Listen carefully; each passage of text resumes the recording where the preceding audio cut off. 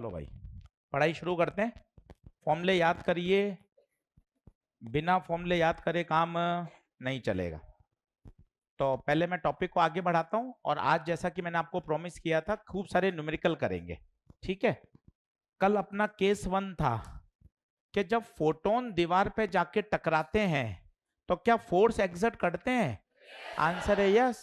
Photon गए, दीवार पे टकराया। आप खुद ऐसा महसूस करो, ये आप हाथ चलते हुए आए और हाथ एकदम रुक गए, आपको तुरंत हाथ पे क्या महसूस होगा? एक झटका, एक जर्क फोर्स महसूस हो रहा है, क्योंकि मोमेंटम था और फिर हाथ अचानक से रुक गए। तो मोमेंटम में क्या आया? चेंज।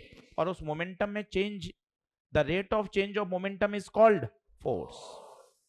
कल मेरी जो सरफेस थी मेरे बेटे, वो कैसी थी? रिफ्लेक्टिव, गए और आ गए। आज मेरी सरफेस है एब्जॉर्बिव। तो केस नंबर 2 लिखिए, if the surface is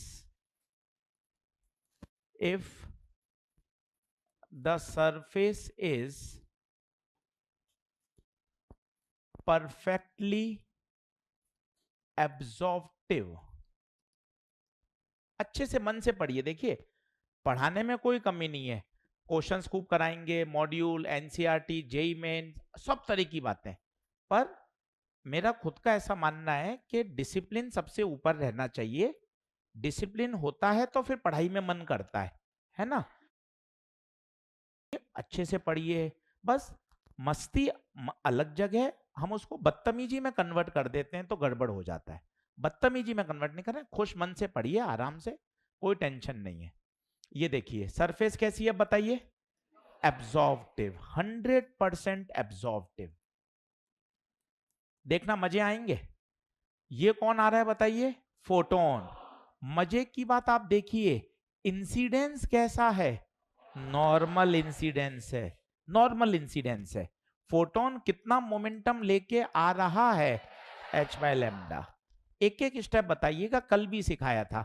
initial momentum h by lambda, आगे की तरफ आई कैप। एजी सर मुझे h बाय लैम्डा चमका नहीं, मैं बता देता हूं ना। मोमेंटम तुझे याद होना चाहिए E बाय सी। मुझे खुद को E बाय सी याद है।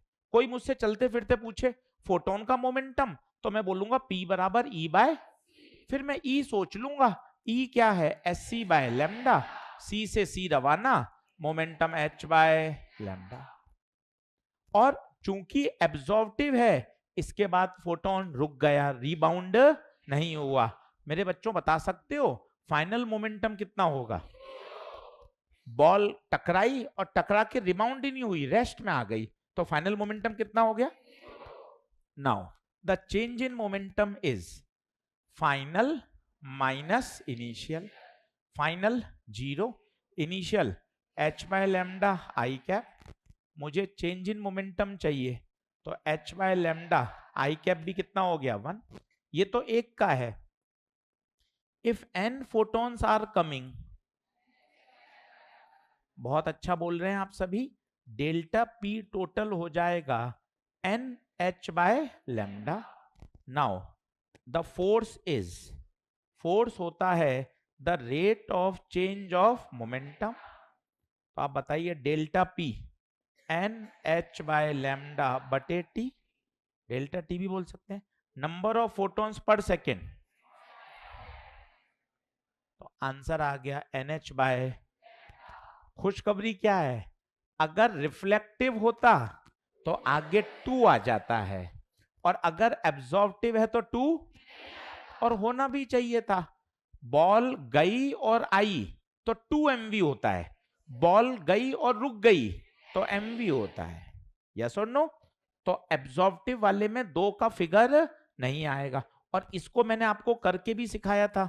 तो दूसरा वाला भी आपको याद हो, वहां आता था 2p बाई सी, यहां आएगा p बाई सी। याद रखिएगा बच्चों, p पावर है, बड़ा p पावर है, जबकि छोटा p। लिखना शुरू करिए, लिखना शुरू करिए। इसलिए एक एक डेरिवेशन काम का है। अब आपने कहा जी सर या तो सरफेस रिफ्लेक्टिव है या एब्जॉर्प्टिव। यार जरूरी थोड़ी ना है, कुछ सरफेस ऐसी भी हो सकती हैं कुछ रिफ्लेक्ट करे और कुछ एब्जॉर्ब करे। तो मैं केस 3 उसी में आऊंगा। क्लियर? जल्दी आओ। तो भाई उसका आंसर 2-3 बार बोल लो जिन्होंने लिख लिया था। वहां फोर्स क्या आता था 2p/c, यहाँ क्या आ रहा है वहां आ रहा था 2nh/λ, यहाँ nh/λ। छोटे n को एक बार और लिख लेता हूं ना, शर्म का ही किए मेरे ही काम आएगा। छोटे n का नाम है number of photons per second. शर्म का ही किए, मुझे याद होगा तो मजा आएगा। छोटा n number of photons per second. चलिए केस 3। अच्छा यहां लिख भी लो, अपन ने बोला तो है पर लिखा नहीं है तो लिख भी लो। ये कैसा इंसिडेंस है? Normal incidence. लिखा हुआ रहता है तो मन खुश रहता है।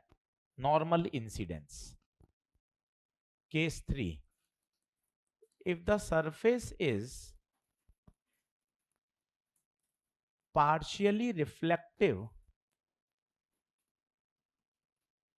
partially absorptive,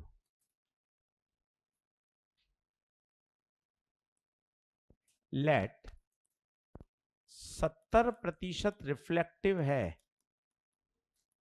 तो स्वाभाविक है 30% क्या होगी एब्जॉर्ब। अपने मन से एक एग्जांपल ले लिया। अब आपसे पूछा गया टोटल फोर्स एक्सर्टेड बताओ। फिजिक्स को क्या, हाँ अच्छा मैं ऐसा सोच पा रहा हूँ, मुझे हर चीज रटने की आवश्यकता नहीं है, मुझे सही सही चीज समझ में आएगी, मुझे फॉर्मूले याद होंगे, मेरे सवाल करने में मुझे मजा आएगा। इस तरह की बातें सोचो कि यार सरफेस में दोनों प्रॉपर्टी हैं। मैं कोने में गया, मैंने सोचा अगर 100% रिफ्लेक्टिव होता है तो गुरुजी फॉर्मूला होता है 2p/c, और 100% एब्जॉर्प्टिव होता है एजी सर तो फॉर्मूला होता है p/c। क्या इसमें हाँ है? पर मेरे पास तो सरफेस में दोनों प्रॉपर्टी है, कुछ कुछ एब्जॉर्प्टिव है और कुछ कुछ, तो देखना जो फोर्स लगेगा वो दोनों के कारण लगेगा। रिफ्लेक्टिव का फोर्स बताइए 2p/c, सावधान पर रिफ्लेक्टिंग है कितना, तो इसका कितना प्रतिशत ले लूं 70। एब्जॉर्प्टिव है कितना p/c, पर कितना प्रतिशत है 30%। कलर पेन चेंज किया ताकि आप गौर कर पाओ। ये बताइए 2p/c किसके कारण होता है ड्यू टू रिफ्लेक्शन, और p/c ड्यू टू एब्जॉर्प्शन। क्यों नहीं अपन को याद होना चाहिए रिफ्लेक्शन के कारण 2p/c, एब्जॉर्प्शन के कारण p/c। गुरुजी रिफ्लेक्टिव कितना परसेंट 70, तो देख आगे 70%। एब्जॉर्प्टिव कितना परसेंट, यस और नो, नोट करिए। तो इस बार जो सरफेस है वो पार्शियली रिफ्लेक्टिव भी है और पार्शियली एब्जॉर्प्टिव भी है। रिफ्लेक्टिव अगर 100% होती तो फोर्स लगता 2p/c, पर 100% तो नहीं है तो इसलिए 70%, और 70% रिफ्लेक्टिव है तो 30% एब्जॉर्प्टिव है। ये कौन सा पॉइंट नंबर था देखिए कल 7। अब आएगा 8th। एक टर्म होती है इंटेंसिटी, एक टर्म होती है इंटेंसिटी। अब इंटेंसिटी होता क्या है, फिजिक्स में इंटेंसिटी होता है energy per unit area per unit time. एक माँ थप्पड़ मारती है टक जरा सा ऐसे ही प्यार से, एक पिताजी थप्पड़ मारते हैं झंझना जाते हैं आप। गाल उतना ही है, गाल का एरिया उतना ही है, और तमाचे का जो समय है वो भी लगभग सेम है, पर पिताजी के थप्पड़ की इंटेंसिटी क्या है ज्यादा। इंटेंसिटी क्यों ज्यादा है, गाल का एरिया तो उतना ही है, टाइम भी उतना ही लगा, पर उतने कम समय में जो एनर्जी का फ्लो हुआ वो किसका ज्यादा है? पिताजी का। तो आप कह रहे हो पिताजी के थप्पड़ की इंटेंसिटी ज्यादा है। Then what is intensity? Intensity is energy per unit area per unit time. जब दोपहर में गर्मी के दिनों में 12-1 बजे आप निकलो तो आप कह देते हो जून में, अरे यार बहुत आज तो सूरज की रोशनी चुभ रही है। ये चुभने का क्या मतलब है? हमारे हाथ वही हैं, पर सन की जो रोशनी आ रही है इस यूनिट एरिया में, यूनिट टाइम में, 12-1 बजे जून में जबरदस्त एनर्जी का इंसिडेंट हो रहा है पर unit area per unit time. आप कहते हो आज गजब यार, ऐसा लग रहा है कि सनलाइट चुभ रही है, मतलब आज सनलाइट की इंटेंसिटी क्या है? ज्यादा। धूप तो आज भी है, सितंबर में भी 12 बजे धूप होगी, पर उस समय सनलाइट चुभेगी नहीं। And what is चुभना?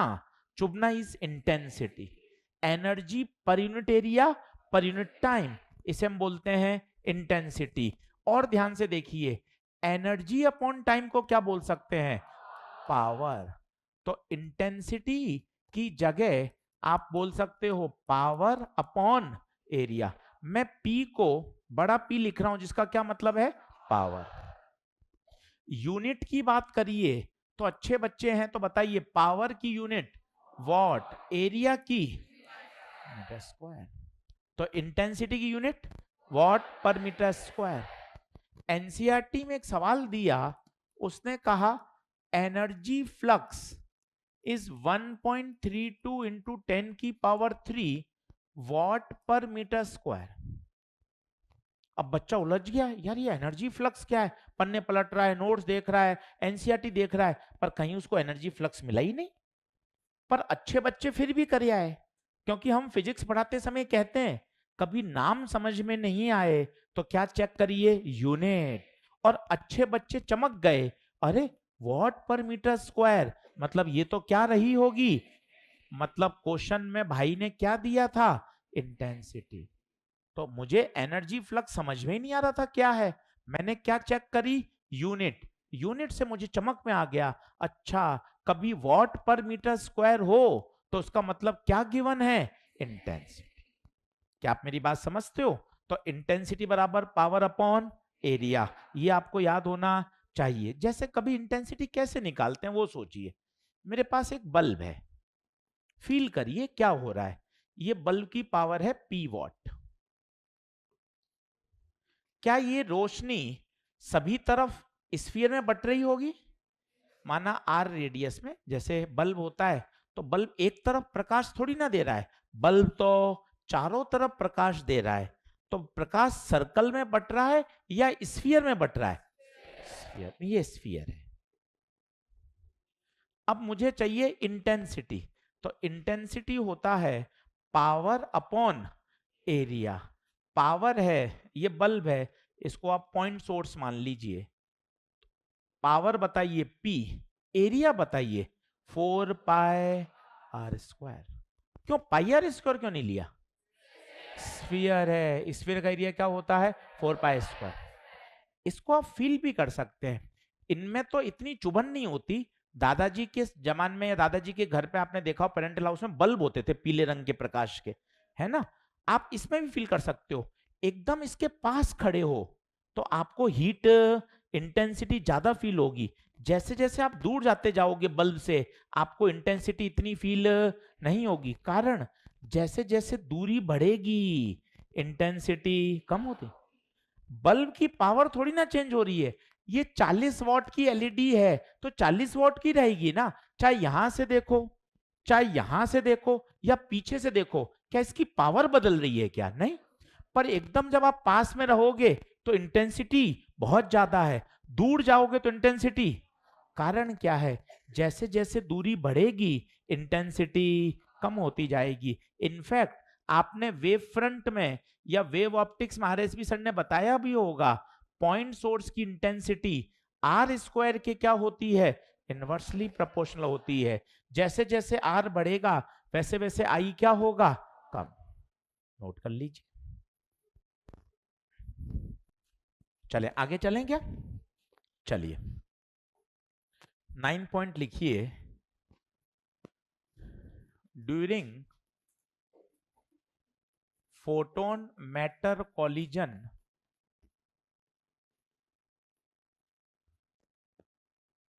total energy and momentum is always conserved, but number of photons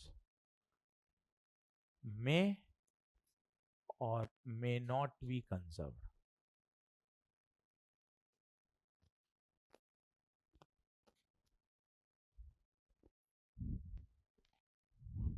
क्या लाइन लिख दी, इसको समझते हैं। ये मैंने एनसीईआरटी से एक लाइन उठाई है। अब इस बात को आप समझना, नोट मत करना, क्योंकि थोड़े जब बड़े हो जाओगे एटम स्ट्रक्चर में तब आपको ये बढ़िया समझ में भी आ जाएगा। मैं हाइड्रोजन एटम का बना रहा हूं एटम स्ट्रक्चर, अगर आपने पढ़ लिया हो, नहीं तो मैं तो पढ़ाऊंगा ही। पहला होता है -13.6, दूसरा किसी को याद हो -3.4, पढ़ा है? ये जो डिफरेंस होता है ये याद हो 10.2, ये याद हो 12.09, 12.75, ठीक है? ये गैप होते हैं, याद है तो ठीक है, नहीं है तो अभी चलेगा, टेंशन मत लीजिए। ये इलेक्ट्रॉन ग्राउंड स्टेट में है, यहां से फोटोन आया और ये फोटोन 10.2 eV का हुआ, तो पता है इलेक्ट्रॉन क्या करेगा? इलेक्ट्रॉन इस एनर्जी को एब्जॉर्ब करेगा और 10.2 पाकर तुरंत कहां चला जाएगा? कहां चला जाएगा? सेकंड में एक्साइट हो जाएगा। सेकंड में क्या हो जाएगा? एक्साइट हो जाएगा। एनर्जी को एब्जॉर्ब किया और क्या हो गया? एक्साइट हो गया। आया था एक फोटोन पर निकला तो है ही नहीं, कारण वो तो एनर्जी क्या हो गई? एब्जॉर्ब। जरा सोचिए, अगर ये 10.2 ना होकर 5 ईवी होता तो कुछ भी नहीं होता। वही फोटोन एब्जॉर्ब होता है जिसकी एनर्जी एग्जैक्ट एनर्जी गैप के बराबर होनी। ये इलेक्ट्रॉन इस एनर्जी को लेके करेगा क्या? इसके पास -13.6 थी, 5 ले भी ली तो हो गई माइनस का 8.6, -8.6 का कोई एनर्जी लेवल का घर एग्जिस्ट ही, वो जाएगा कहां? मतलब वो इस फोटोन को एब्जॉर्ब ही नहीं करेगा। मेरे शब्दों को फिर सुनिएगा, हो सकता है थोड़े कठिन हो।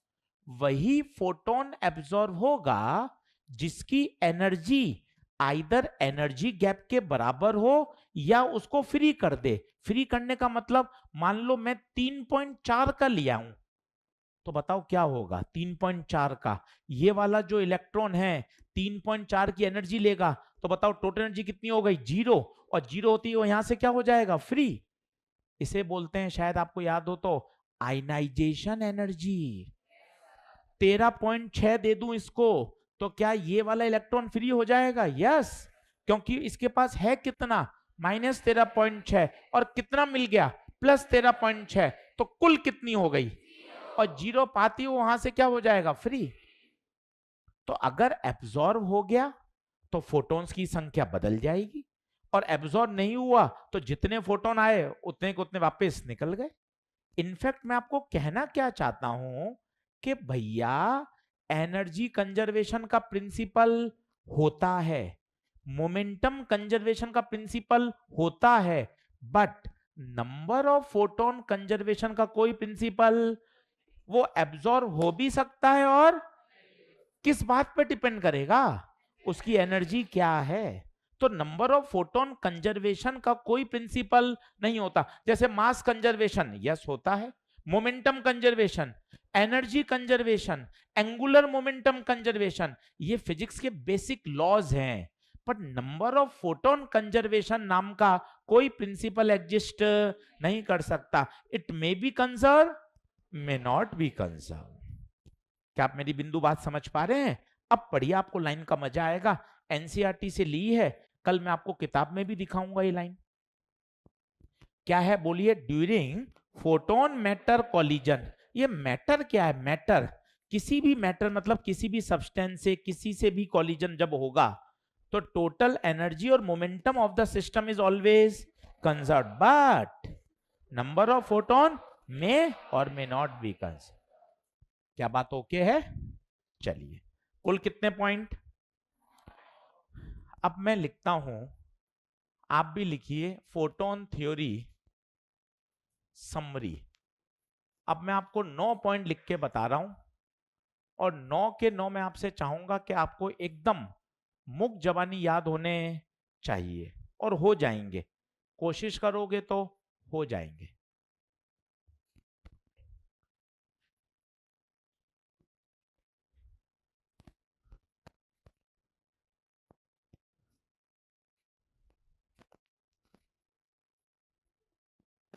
चलिए, लिखना शुरू कर रहा हूं, आप भी लिखिएगा मेरे साथ। सबसे पहला पॉइंट, चलिए सभी पहले समझेंगे और फिर लिखेंगे। सभी लोग बोर्ड पे देखेंगे भाई, पेन पेंसिल छोड़ दें, पहले समझ लें। सबसे पहले energy of photon. Energy of photon शब्द आते ही तुझे तुरंत बोलना चाहिए E बराबर लैम्डा। इससे एनर्जी किसमें प्राप्त होगी? जूल में। बच्चा कहता है इसमें लैम्डा किसमें रखूं? एंगस्ट्रॉम केवल 12,400 में रखा जाता है, बाकी सब में तो एसआई यूनिट, और एसआई यूनिट लैम्डा की क्या होती है? मीटर। आप देखिए तुरंत भावुक होकर आप गलत बोल गए। फ्रीक्वेंसी किसमें? हर्ट्ज। तभी तो एनर्जी किसमें मिलेगी? दुनिया के हर फॉर्मूले में लैम्डा को मीटर में ही रखिए, बस एक वो अनोखा फॉर्मूला है 12,400, उसमें लैम्डा को किसमें रखिए? एंगस्ट्रॉम। देख, अब तुझे और अच्छा समझ में आया आज। और अगर ईवी में चाहिए तो 12,400 बटे लैम्डा एंगस्ट्रॉम। सही बात है। और अगर फ्रीक्वेंसी है तो 4.1 इंटू,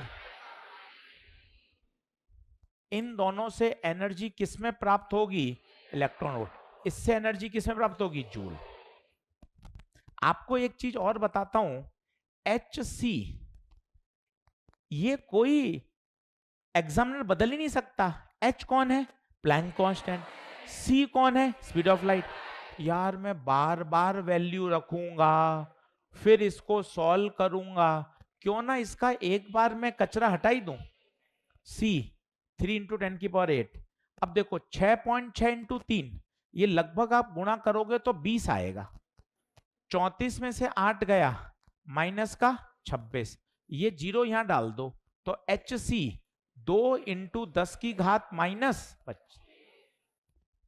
ये होशियारी कहती है। Hc तो हमेशा ही आएगा, मैं बार बार Hc क्यों रखूंगा? समय बचा लेता हूं ना। Hc को तो कोई एग्जामिनर बदल ही नहीं सकता। H वही है, C वही है, तो मैं इस कैलकुलेशन का समय बचा लेता हूं। Hc की जगह क्या रख दूंगा? 2 इंटू 10 की पावर माइनस। पर होशियारी अपनी जगह है। अगर उसने लैम्डा 663 दिया है तो फिर आपको करना चाहिए, अच्छा लैम्डा 663 दिया है, अब तो H की वैल्यू रखो कितनी? 6.63 इंटू 10 की पावर -34। वो चाहता है कि 6.63 और 663 क्या हो जाएं? कैंसिल। इतना भी दिमाग लगा लो बच्चा, हाँ यार अभी और मेहनत करनी है, अभी और मेहनत करनी है। बताइए, क्या एनर्जी का पॉइंट एकदम तगड़ा क्लियर? वो देखो कितनी गलती करी थी, सबने बोला लैम्डा एंगस्ट्रॉम में ना, केवल 12,400 में ही लैम्डा, बाकी दुनिया के हर फॉर्मूले में लैम्डा हमेशा किस में रखा जाएगा? मीटर में, बिकॉज ऐसा यूनिट क्या है? मीटर। पहला पॉइंट लिखिए समरी का, छापिए धमाधम। तो बताइए एनर्जी की मामला ओके है क्या? तो भाई साहब एकदम जूल हो तो बोलो H न्यू या SC बाय। बहुत बढ़िया, पहला पॉइंट मेरे हिसाब से सभी को ओके होना चाहिए। अब आइए दूसरे पर। दूसरा खुद बताइए हमने क्या पढ़ा था? मोमेंटम। क्या पढ़ा था? या उसी सीक्वेंस से लिखो, क्या था वहां देखो, पन्ना पलटो, क्या लिखा था? चार्ज, तो चार्ज ही लिखो। चार्ज ऑन फोटोन बताओ, चार्ज ऑन फोटोन बताओ, 0। क्या ये इलेक्ट्रिक या मैग्नेटिक फील्ड में डिफ्लेक्ट होगा? It does not deflect, it does not deflect in electric and magnetic field, ये इलेक्ट्रिक और मैग्नेटिक फील्ड में डिफ्लेक्ट नहीं होता।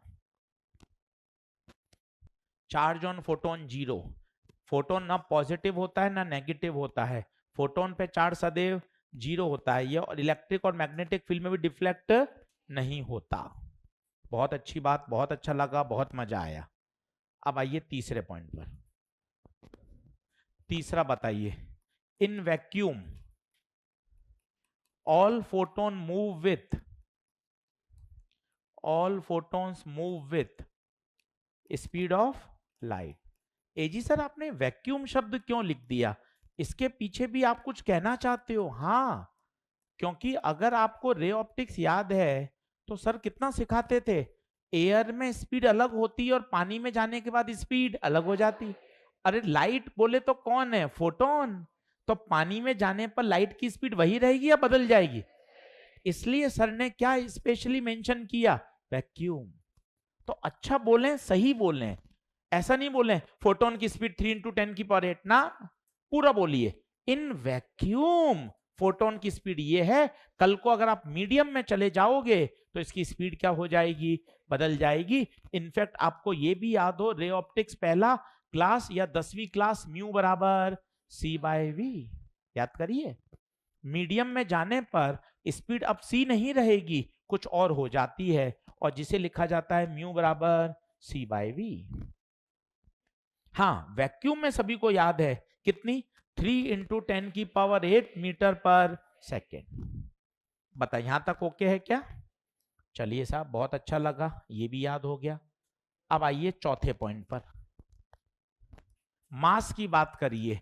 मास में सबसे पहले बताइए, rest mass of photon is, rest mass of photon is 0, ये याद होना चाहिए। और मूविंग मास, और we can say equivalent mass, उसको निकालने के लिए कोई फॉर्मूला मत याद करिए, सीधा बोल दीजिए E बराबर, तो मास क्या हो जाएगा, E/c²। बस, कल तो मैंने E की जगह वैल्यू भी पुट करवाई थी, अब क्यों करें, चलते फिरते। हाँ मास, तो मास चेक करूंगा, अगर वो रेस्ट मास बोले तो 0 बोलूंगा, मूविंग मास पूछे तो फॉर्मूला लगा दूंगा E बराबर। ये सारे फॉर्मूले SI यूनिट में है। SI यूनिट का मतलब चुपचाप लिख लो, एनर्जी किस में रखूंगा, जूल में, मास किस में आएगा, केजी में। बड़े बच्चे बनो, SI यूनिट का मतलब होता है एनर्जी को जूल में रखो, मास को किलोग्राम में पाओ। Mass of the photon is, moving mass E बराबर, कोई समस्या नहीं है। पांचवे पे आओ। पांचवा बहुत फेमस है, वो है नंबर ऑफ फोटॉन्स एमिटेड पर सेकेंड। ये बहुत इंपॉर्टेंट है, पर इसकी आप फीलिंग भी लीजिए, सबसे ज्यादा सवाल इसी पर है। पूरी कहानी बोलेंगे तब सवाल में चमकेगा। मेरे पास एक बल्ब है, बल्ब की कोई ना कोई पावर है, मैं दुकान पे जाता हूं, कहता हूं एक 10 वॉट की CFL देना, LED देना, तो 10 वॉट क्या बोला, 10 वॉट क्या है, पावर। ये जो ट्यूबलाइट आप देख रहे हैं ये 20 वॉट की होती है, थोड़ा कॉमन सेंस भी सीखें, ऐसे ही नहीं कुछ भी नहीं, हाँ होगी 500-700 वॉट की, नहीं, ये 20 वॉट की होती है। ये वाले 60 वॉट 80 वॉट के होते हैं। घर का जो गीजर है, पिताजी कितना चिल्लाते हैं, माँ चिल्लाती है गीजर बंद कर, गीजर तुरंत बंद। कारण क्या है, गीजर की पावर कंजम्पशन बहुत ज्यादा है, 3000 वॉट का होता है गीजर। वापस सुनिए, कितने का, 3000 वॉट। पंखे होते हैं 80 वॉट, 100 वॉट, 120 वॉट के। गीजर बहुत ज्यादा, प्रेस बहुत ज्यादा वॉटेज की होती है। विज्ञान के स्टूडेंट हैं तो थोड़ा कॉमन सेंस पता होना चाहिए कितने वॉटेज हैं। ट्यूबलाइट पे इतनी डांट नहीं पड़ती है जितनी गीजर ज्यादा देर तक खुला रह जाए तो डांट ज्यादा पड़ती है। कारण क्या है, गीजर बिजली ज्यादा कंज्यूम करता है, पावर कंजम्पशन उसका ज्यादा है। तो किसी भी सोर्स के द्वारा नंबर ऑफ फोटॉन्स एमिटेड याद होने चाहिए, कल बताया था P/h न्यू, या लैम्डा की टर्म में पी लैम्डा बटे एच सी। बड़ा पी क्या बता रहा है? बड़ा पी पावर। और छोटे एन का अगर नाम याद हो तो मजा आ जाए, number of photons per second.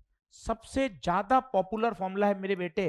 अगर नीट और जेईई मेन के सवाल करेंगे तो नंबर ऑफ फोटॉन्स एमिटेड पर सेकेंड वो सबसे ज्यादा पूछता है। छठे पे आइए।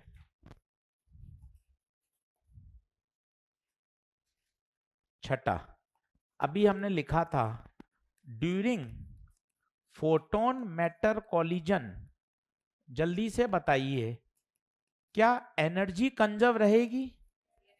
आंसर है yes. Total energy yes.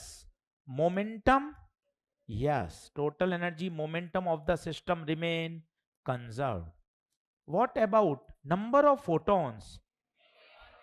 Number of photons may और may not be conserved.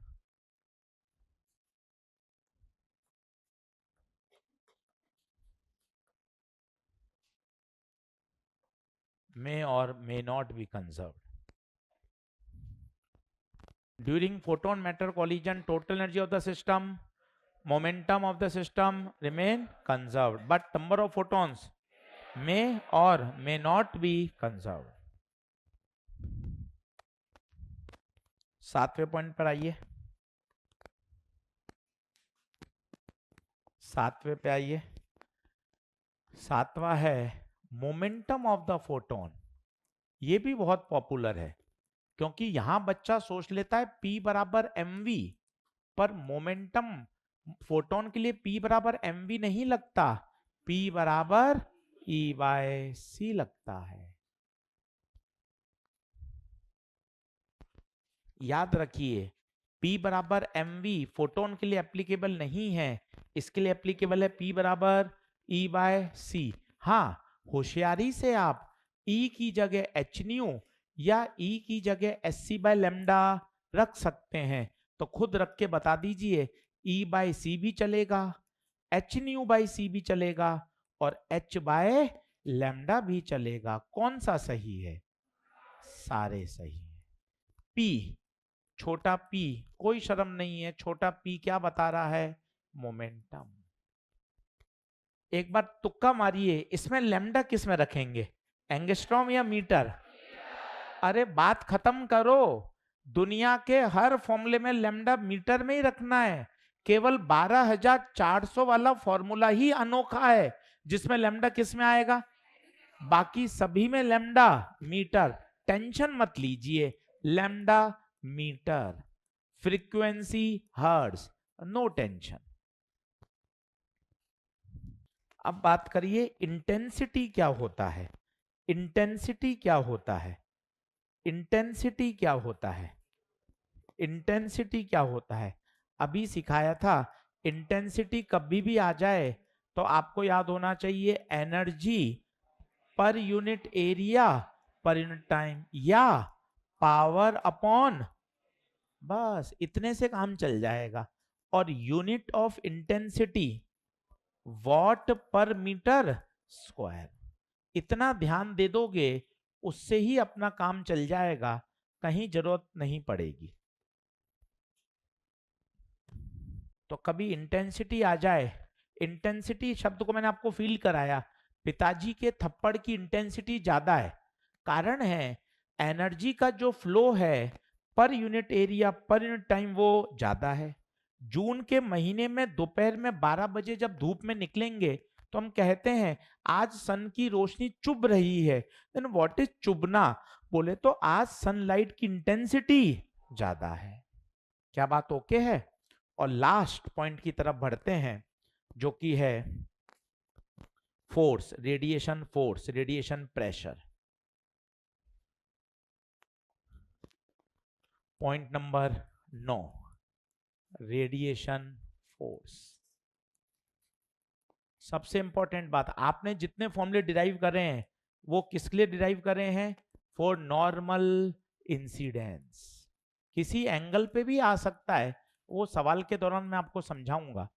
अब बताइए केस 1, अगर सरफेस 100% रिफ्लेक्टिव हो, याद कर सकते हैं कितना होगा बताइए, 2NH बाय या 2P बाय, और अगर एब्जॉर्प्टिव हो तो क्या उड़ा दूं, क्या उड़ा दूं, 2 उड़ा दूं।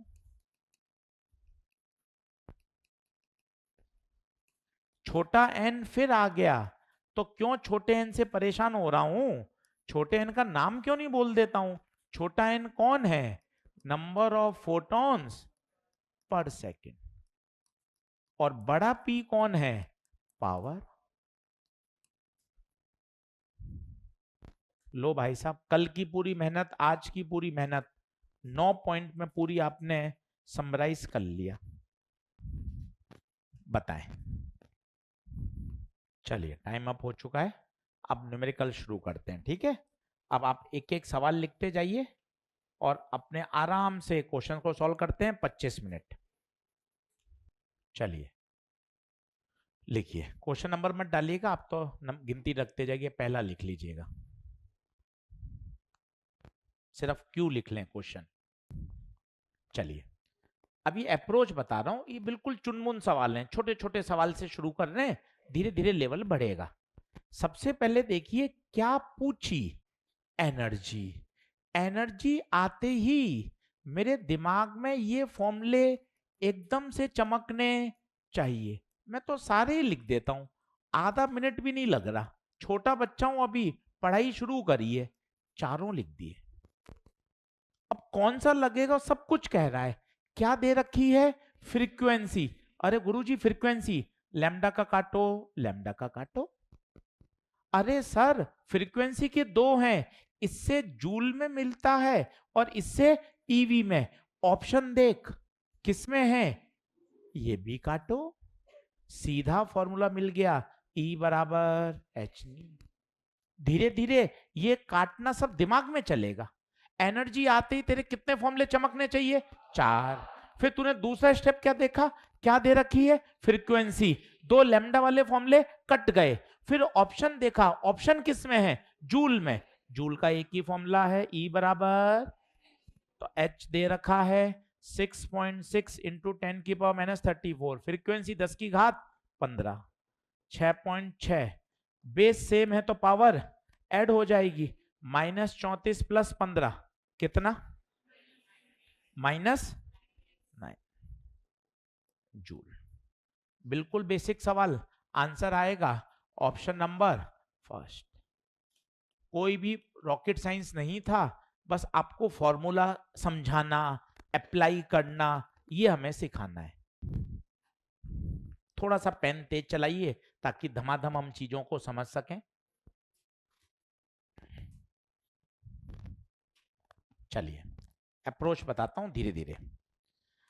आपको वेवलेंथ दे रखी है, सबसे पहले गिवन लिखने की आदत डालें, वेवलेंथ 0.2 माइक्रो। एजी सर माइक्रो है, माइक्रो को हटाते हैं तो 10 की पावर -6। पेन का कलर बदला ताकि तुझे बढ़िया समझ में आए, देख छोटी छोटी बातें सीख ताकि सवाल बढ़िया सॉल्व हो, कि कभी भी प्रश्न को माइक्रो में नहीं करना, इसे पढ़ते हैं माइक्रो, और माइक्रोन को हटाने का तरीका 10 की पावर -6, पहली बात। दूसरा, एजी सर क्या पूछा है, दोस्तों मोमेंटम पूछा है, तो मोमेंटम का फॉर्मूला क्या याद है बताओ, E/c। ना ना ना ना, E/c क्यों लगाऊंगा, लैम्डा के रूप में लगाओ, तो E को क्या लिख दिया, SC बाय, तो बता मोमेंटम का फॉर्मूला क्या आ गया, H बाय लैम्डा। H मुझे पता है 6.6 इंटू 10 की पावर -34, लैम्डा मुझे पता है 0.2 इंटू 10 की पावर -6। सर कैलकुलेशन करके सिखा दो, कैलकुलेशन इंपॉर्टेंट है, बच्चा उसमें ही भागता है, तो अच्छे से करिए, घबराने का नहीं। पॉइंट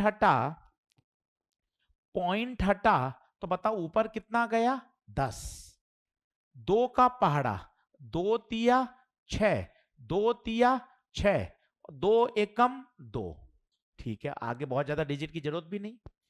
6 ऊपर जाएगा तो +6, 6 और 1 7, तो ये हो गया 3.31, ये -34, 6 और 1 7, ये माइनस का 34 प्लस का 7, तो 3.3 10 की पावर माइनस का कितना 27।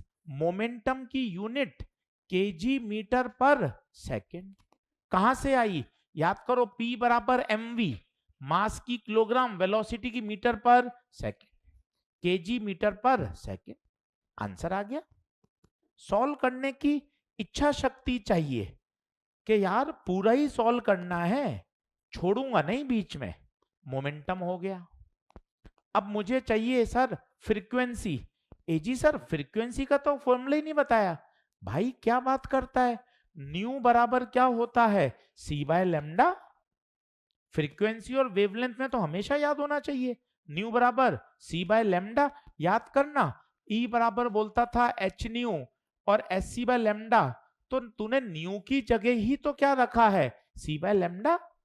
तो होशियारी चलो ना, न्यू बराबर क्या होता है, सी बाय लेमडा। सी बताओ 3 इंटू 10 की पावर 8, लेमडा बताओ 0.2 माइक्रो, -6, पॉइंट ऊपर जाएगा तो 10, 2 का पहाड़ा 3 इंटू 10 30, या 2 का पहाड़ा 3 में 1.5, 8 और 1 9, 6 ऊपर जाएगा तो +6, 9 और 6 15, तो आंसर आ गया 1.5 इंटू 10 की घात 15 हर्ट्ज। तीसरा आ गया एनर्जी। अब एजी सर क्या लगाऊं एनर्जी, जूल लूं या इलेक्ट्रॉन वोल्ट लूं, कुछ नहीं दे रखा, तो किसमें लेना चाहिए, जूल। नीट की परीक्षा की तैयारी कर रहा हूं तो वहां तो ऑप्शन लिखे हुए आएंगे तो पता चल जाएगा। बोर्ड की परीक्षा की तैयारी कर रहा हूं तो कुछ वहां ऑप्शन नहीं है, तो मैं तो हमेशा कौन सा फॉर्मूला लगाना चाहिए, जूल, क्योंकि नियम है। कुछ नहीं है तो ऐसा ही सिस्टम में काम करिए, तो ऐसा ही सिस्टम बोले तो क्या है, जूल। तो एनर्जी का कौन सा फॉर्मूला लगाना पसंद किया, एच सी बाय लेमडा। अब एच सी, होशियारी रखी, एच सी, ओ हो एच सी 2 इंटू 10 की पावर -20, बहुत बढ़िया, बटे लेमडा 0.2 इंटू -6। देख काम आ गया एच सी, तेरी कैलकुलेशन बचेगी। पॉइंट हटाओ, पॉइंट हटाओ तो ऊपर 10, ये उड़ा, अच्छे से कर, -6 ऊपर जाएगा तो +6, 25 में से 6 गया, माइनस का 19, यूनिट क्या आएगी,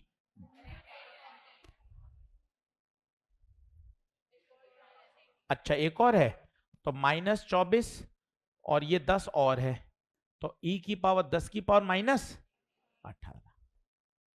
बताइए क्या मामला सही है। तो मैं तीनों आंसर को मार्क कर रहा हूं, तीनों को रिपोर्ट कर रहा हूं, आप भी तीनों को रिपोर्ट करिए। पहले का आंसर फाइनल मोमेंटम 3.3 इंटू 10 की पावर -27। बी का आंसर फ्रीक्वेंसी 1.5 इंटू 10 की पावर 15, और एनर्जी 10 की पावर -18 जूल।